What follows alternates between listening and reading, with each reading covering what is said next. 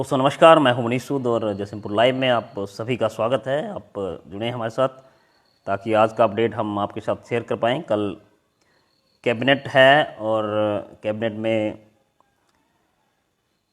कल +2 एग्ज़ाम और कर्फ्यू को लेके फैसला होगा और राहतें भी टूरिज़्म ट्रांसपोर्ट सेक्टर को हो सकता है राहत भी मिल जाए। एक्टिव केस जो हैं हिमाचल प्रदेश में 10,000 से कम हो गए हैं और आज 787 नए मामले आए हैं।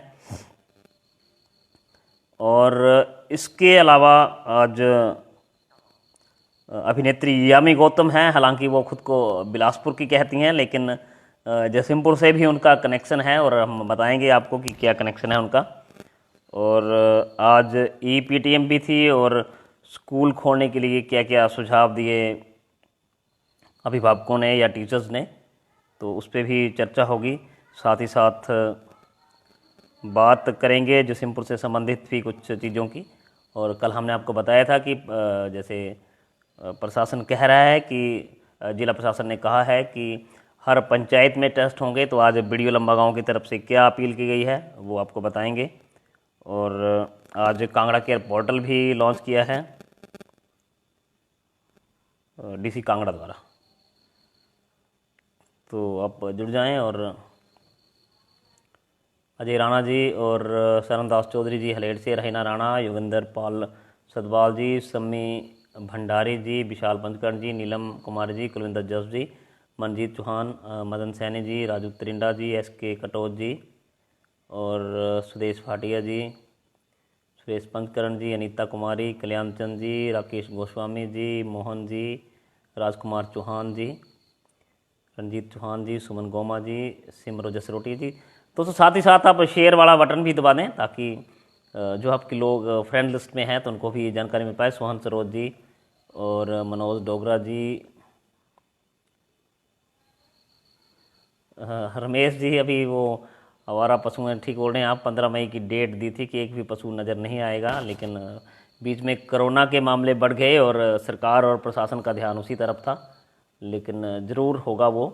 दिलेश सिंह जी, रीता जी शिमला से जुड़ी हैं हमारे साथ, सिमरो जसरोटिया जी, नवनीत जी, विशाल मरैना जी, रिम्पी ठाकुर जी, मंजू संतोष जी, विनोद कुमार जी चंडीगढ़ से, कमल चौहान, सिमरो जसरोटिया, कुलदीप कोकी जी और मीना देवी जी, गुरनाम सिंह जी, विनय सिंह जी, जगदम्बा राणा जी, तो सभी का स्वागत है। यशपाल चौहान जी, यशपाल जी कैसे हैं अब आप?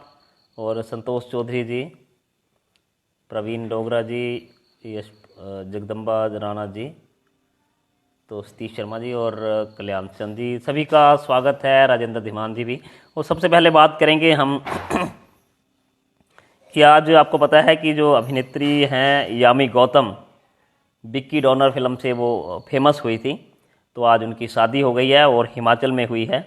गोहर मंडल के न्योरी गांव में जो उनका फार्म हाउस है वहाँ पे उनकी गुपचुप शादी हुई है और उनकी शादी उरी द सर्जिकल स्ट्राइक के निर्देशक आदित्य धर के साथ हुई है।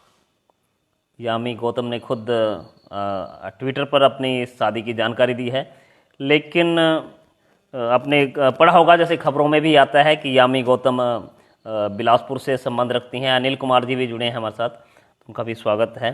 तो यामी गौतम खुद को भी बिलासपुर से संबंधित बताती हैं, लेकिन यामी गौतम जो हैं वो वास्तव में जयसिंहपुर की रहने वाली हैं और उनके जो फादर हैं वो यहीं पढ़े हैं, यहीं खेले हैं और उसके बाद वो चंडीगढ़ शिफ्ट हो गए थे। तो यामी गौतम जयसिंहपुर के मिश्रा परिवार जो हैं, जानकीनाथ मंदिर है, तो वहाँ पे उनके पैतृक घर हैं और वहीं से वो संबंध रखती हैं। हालांकि वो खुद को बिलासपुर का बताती हैं, जैसे हमारी अभिनेत्री कंगना रनौत है, हालांकि वो मंडी ज़िला के हैं, लेकिन मुंबई में जाके वो खुद को मनाली की बताती हैं। मनाली में भी उनका घर, मकान, होटल वगैरह है। लेकिन यामी गौतम जो हैं वो बेसिकली जयसिंहपुर से संबंध रखती हैं और जयसिंहपुर की बेटी हैं। हालांकि उन्होंने कभी नहीं कहा कि वो जयसिंहपुर से संबंध रखती हैं। ज़रूर उनकी पढ़ाई लिखाई, जो उनकी पैदाइश है वो चंडीगढ़ की है या गोहर की, जैसे वो बताती हैं बिलासपुर की, लेकिन उनके पिताजी का घर जो है, उनके दादाजी का घर है, वो जयसिंहपुर में है। और अब जयसिंहपुर का जो मिश्रा परिवार है, जानकीनाथ मंदिर के साथ रिटायर्ड प्रिंसिपल हैं व्यासदेव गौतम जी, या उनके साथ जो भी मिश्रा परिवार हैं, तो वो उसी परिवार से संबंध रखती हैं यामी गौतम जी। तो आज उनकी शादी हो गई। तो आज मैंने सोचा कि पहले ये एक अच्छी खबर, और कई लोगों को पता नहीं था कि यामी गौतम का संबंध, कई लोगों को पता भी है लेकिन कईयों को नहीं पता था। तो यामी गौतम का संबंध जसीमपुर से है, प्रॉपर जसीमपुर से है, जानकीनाथ मंदिर के पास। जो मिश्रा, साउंड आ रही है, कुछ लिख रहे हैं कि साउंड नहीं आ रही है। साउंड आ रही है, कोई कमेंट करके बता दे। बीच में मेरे को लगा कि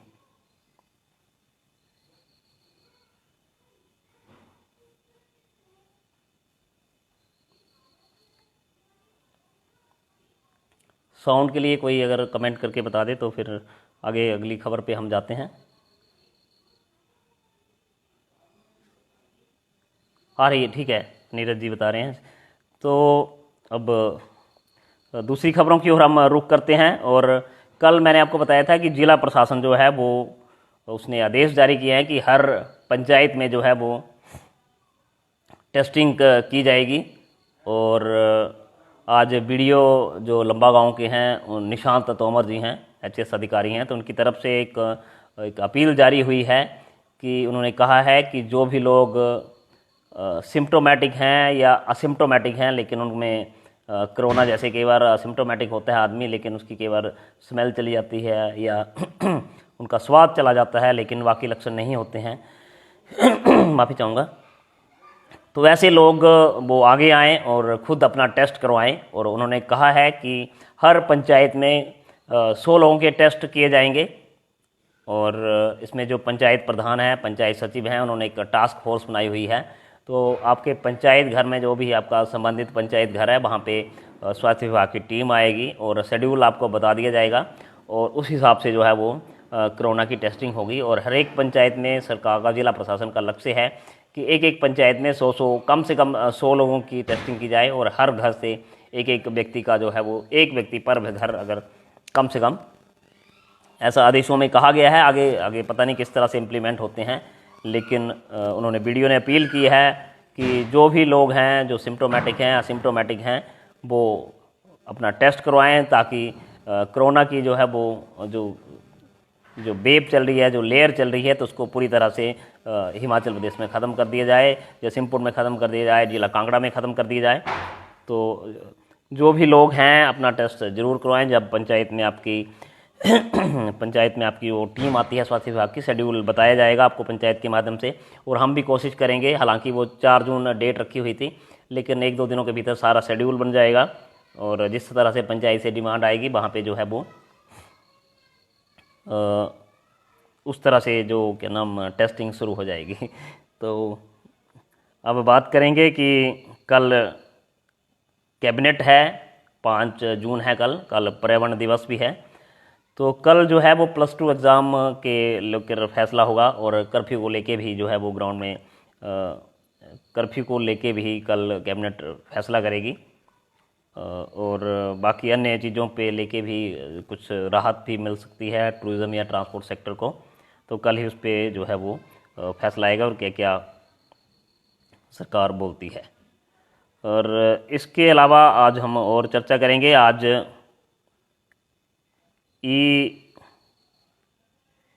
PTM थी, और PTM में आज क्या कहा गया अभिभावकों की ओर से, तो मैं आपको बता देता हूं कि थोड़ा सा आप वेट कर लें। मैं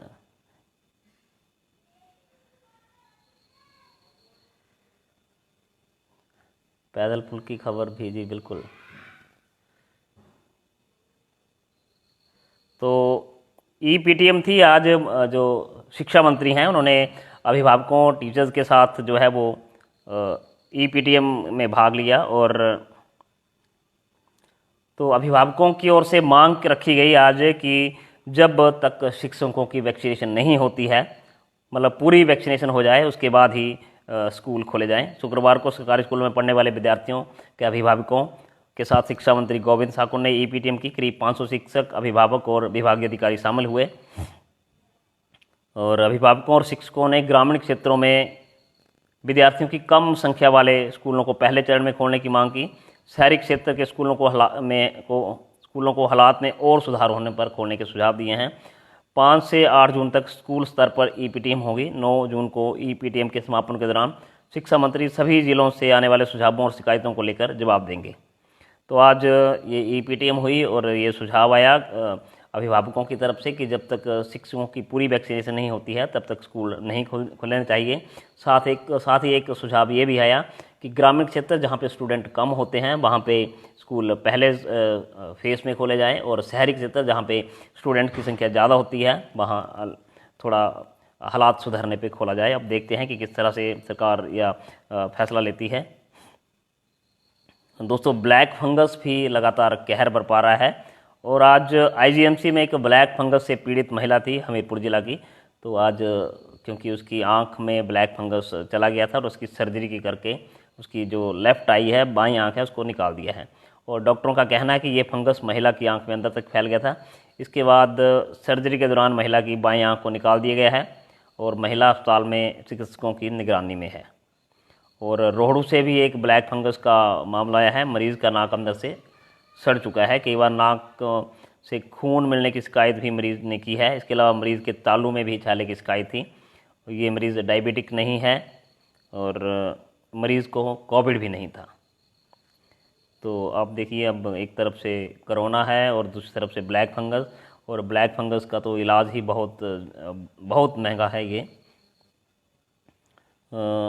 अब थोड़ा सा हम कोरोना अपडेट भी ले लेते हैं। आज हिमाचल में एक बात मैं आपको एक खुशखबरी दे दूं कि आज पहली बार हुआ है पिछले 1.5 महीने में कि कांगड़ा जिला में 150 से कम केस आए हैं। लगभग 140 केस आज कांगड़ा जिला से आए हैं। लेकिन मौतों का सिलसिला थम नहीं रहा है। शुक्रवार को यानी कि आज 27 कोरोना पॉजिटिव लोगों की हिमाचल प्रदेश में मौत हुई है।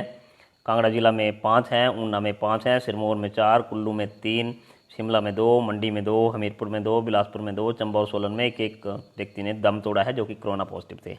794 नए मामले आए हैं। कांगड़ा में सबसे ज़्यादा 148 हैं, लेकिन 150 से कम है। पिछले 1.5 महीने में सबसे कम मामले आए हैं। शिमला में 142 हैं, मंडी में 138 हैं, चंबा में 71 हैं, ऊना में 52 हैं, हमीरपुर में 68 हैं, कुल्लू में 36 हैं, सोलन में 53, बिलासपुर में 20, सिरमौर में 40, किन्नौर में 13, लाहौल स्पीति में 13 नए मामले आए हैं। लेकिन 794 लोग संक्रमित हुए हैं, लेकिन 2030 जो है लोग जो हैं वो उन्होंने कोरोना को मात भी दी है। एक्टिव केस हिमाचल प्रदेश में 10,000 से कम हो गए हैं। 9,787 एक्टिव केस रह गए हैं। आपने देखा होगा कि कुछ इसमें हिमाचल प्रदेश में खासकर मई का जो 15-16 मई उस दौरान जो था वो 30,000 के करीब एक्टिव केस हो गए थे, लेकिन अब 10,000 से कम हो गए हैं एक्टिव केस और 3,244 लोगों की मौत भी हो गई है कोरोना से। और 24 घंटों में ऐसा नहीं है सैम्पलिंग कम हो रही है उसकी वजह से केस कम आ रहे हैं। इस बार आज 24 घंटों में 19,073 लोगों के सैंपल लिए गए हैं और सिर्फ 3 ज़िले ही हैं जहां पे एक्टिव केसों की संख्या 1,000 से ज़्यादा है। कांगड़ा जिला में सबसे ज़्यादा 2,379 एक्टिव केस हैं, शिमला में 1,092, सोलन में 876, मंडी में 1,012, चंबा में 888, सिरमौर में 693 हैं, ऊना में 815, बिलासपुर में 424 हैं, हमीरपुर में 750, कुल्लू में 480, किन्नौर में 281 और लाहौल स्पीति में 97 एक्टिव केसेस हैं। और जसीमपुर का भी अपडेट देंगे आपको। उससे पहले कुछ और भी जानकारी आपके लिए।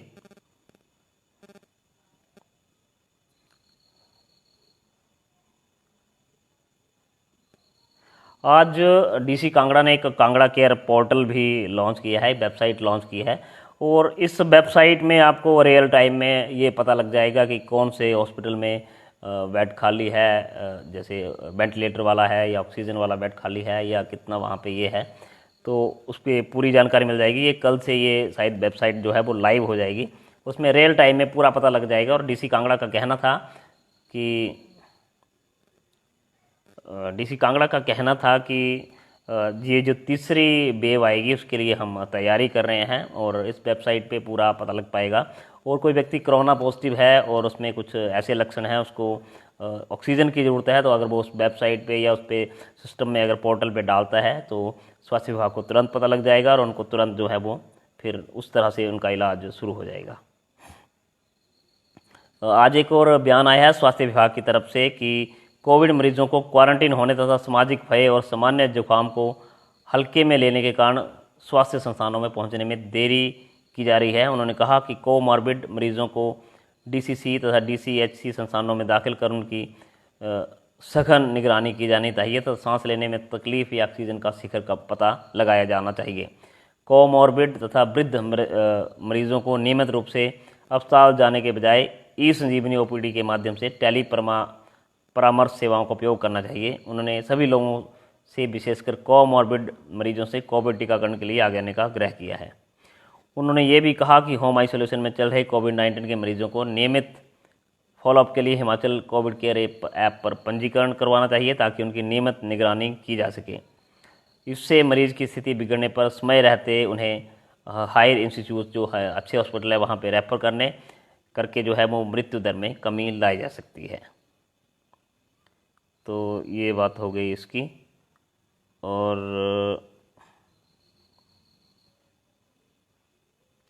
अब बात करते हैं कि कितने मामले हैं जसीमपुर से। तो एक 61 वर्ष के व्यक्ति कोरोना पॉजिटिव पाए गए हैं उम्बर महाराज नगर से। और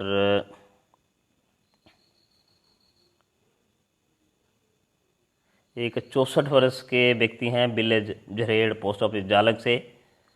44 वर्ष के व्यक्ति चंद्रमोहन कोसरी से हैं। 24 वर्ष के एक महिला युवती समझें आप, विलेज टिकरी लिखा हुआ है। 13 वर्ष की एक लड़का है टिकरी से। 38 वर्ष की एक व्यक्ति खाल्टा संघोल से और 57 वर्ष की एक महिला टंबर से। तो यही मामले आ जाए हैं। और आज 148 नए मामले आए हैं कांगड़ा जिला में और 639 लोग ठीक हुए हैं। 5 लोगों की डेथ हुई है।